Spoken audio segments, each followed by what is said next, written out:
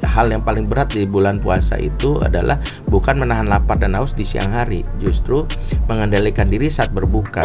Kalau misalnya adik kayak nenek itu gimana rasanya, Dek? Kasihan ya. Makanya Nabi pernah ditantangi seorang laki-laki yang mengadukan hatinya yang keras. Nenek yang meninggal Nggak bisa nangis. Bahkan itu cikal bakal psikopat.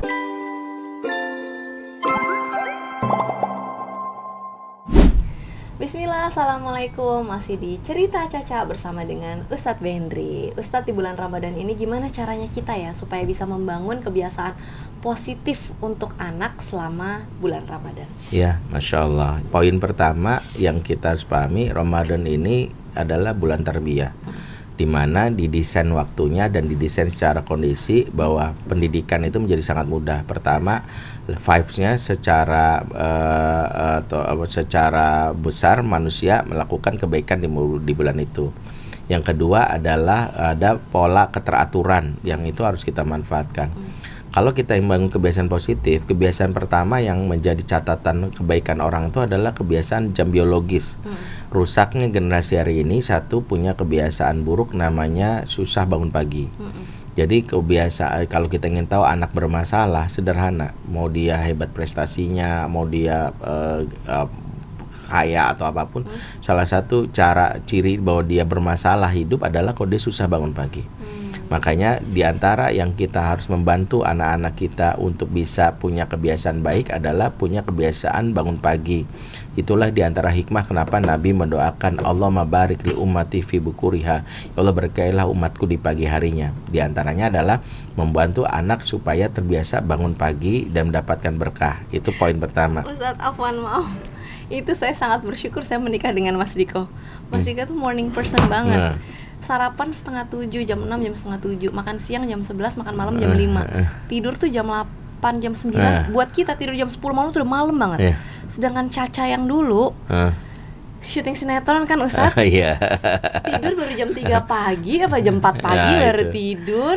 Tapi jam 7 udah harus ada di sekolah. Jadi tidur di mobil, di jalan, wah udah deh pokoknya hidupku berantakan banget dulu jadwalnya. Makanya jam biologis itu menentukan. Itulah dan aku sekarang lebih nyaman dengan badanku sekarang. Betul Ustadz. Waja'alna laila libasa waja'alna nahara ma'asya, itu kan diantara tafsir para ulama, malam jadikan pakaian itu adalah hak tubuh untuk istirahat, dan siang itu beraktivitas untuk menunjukkan produktivitas. Betul. Sehingga diantara transisinya itu adalah bagaimana jam biologis itu dimulai dari waktu subuh.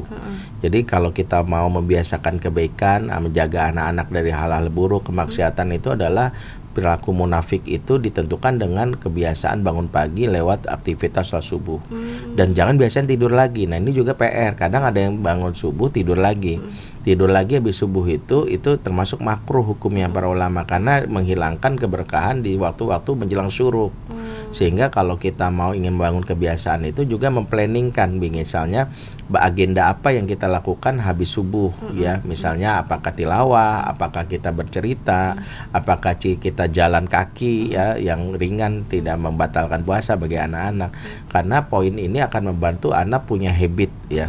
Karena catatan saya sebagai konselor dari perilaku anak-anak bermasalah, karena saya bisa melihat semua bermasalah di waktu pagi harinya. Dan itu yang paling penting. Poin yang kedua adalah membiasakan untuk kebiasaan untuk sholat tepat waktu. Karena hidup yang benar itu adalah penantian akan datangnya waktu sholat. Jadi sholat itu yang utama, sisanya itu nanti aja. Jadi sebenarnya adalah kita komit, jam-jam sholat itu adalah jam dimana kita dipanggil oleh Allah. Sehingga kita melatih diri untuk misalnya bagaimana kalau bisa, misalnya jangan sampai agenda-agenda kita bertabrakan dengan jam sholat gitu ya. Kalau dari sholat berhenti, sholat itu adalah pagi Allah memanggil bos kita yang mengendalikan alam raya ini. Ketika itu silakan bertebaran lagi. Itu yang paling penting. Yang ketiga adalah kebiasaan yang terkait juga dengan hal-hal yang diajarkan di dalam Al-Quran itu, terkait juga dengan bagaimana misalnya anak-anak mengendalikan diri pada saat berada di kesenangan. Kenapa hal yang paling berat di bulan puasa itu adalah bukan menahan lapar dan haus di siang hari, justru mengendalikan diri saat berbuka. Karena banyak orang yang lost berbuka itu justru mengumpulkan semua menu dari pagi sampai siang sampai sore di depan meja makan. Makannya dijamak tapi nggak dikosor gitu ya. Itu kan banyak anak-anak itu, sehingga apa yang terjadi, sisi kesehatan justru mereka mengalami kerusakan karena kan langsung diterpa semua karbo gitu ya.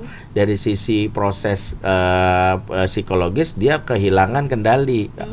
Para ahli menyebutnya ini sindrom disebut happy pedal. Sindrom happy pedal adalah bahaya orang yang dia tidak punya kendali pada saat ditahan, akhirnya begitu ada era kebebasan bablas. Sama kayak orang misalnya dia mengalami kemacetan jalan tol karena ada kecelakaan panjang 6 jam.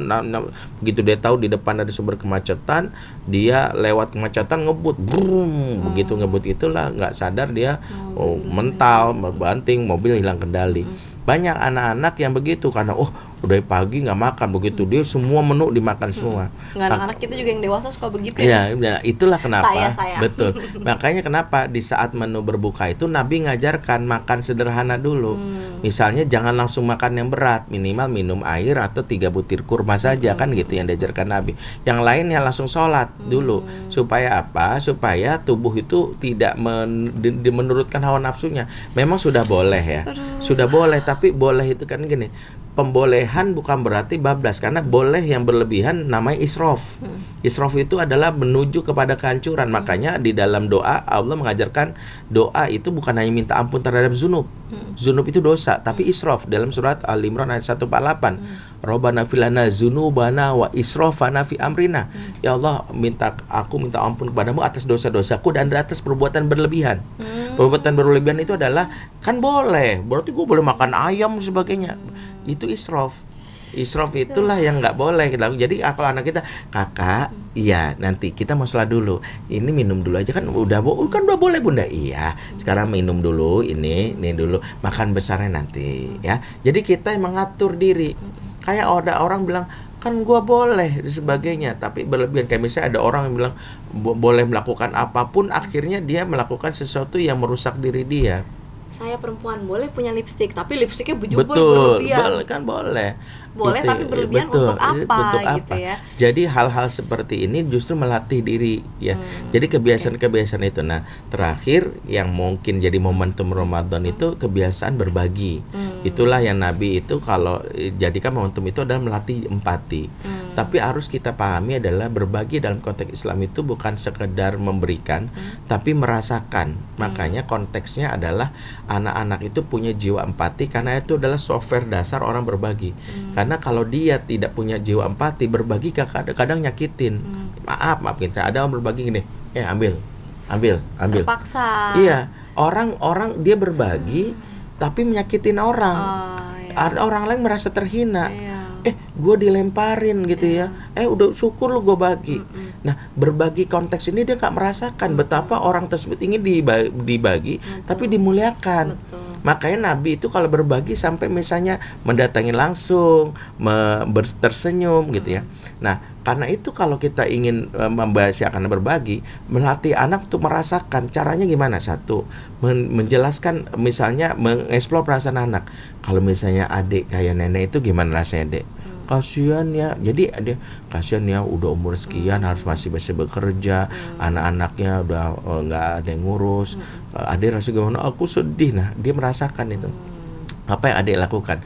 Yang kedua, berbagi yang lebih membantu anak merasakan secara emosi adalah terlibat langsung ke dalam lokasi. Misalnya gini, membawa anak misalnya ke lokasi, misalnya ke panti jompo. Karena kalau maaf ya, Caca misalnya berbagi transfer uang itu bagus untuk kemaslahatan dia.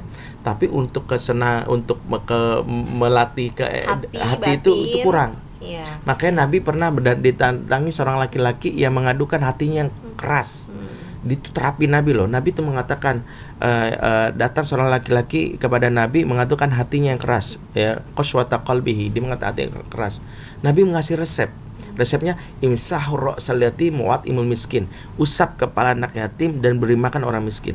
Jadi Nabi kalau kamu ingin hati kamu lembut, tidak lagi, ciri orang hati keras itu egonya tinggi, nggak bisa nangis.